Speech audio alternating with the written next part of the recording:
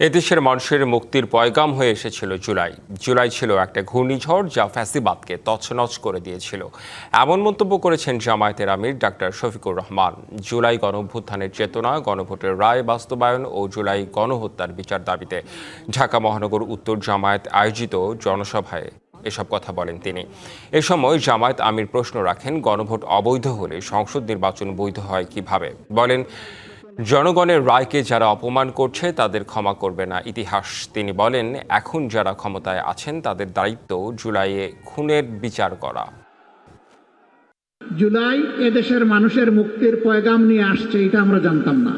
সমুদ্রে যখন গুমট আবহাওয়া তৈরি হয়, তার পরবর্তী পরিণতি হচ্ছে একটা ভয়াবহ জলোচ্ছ্বাস অথবা ঘূর্ণিঝড়।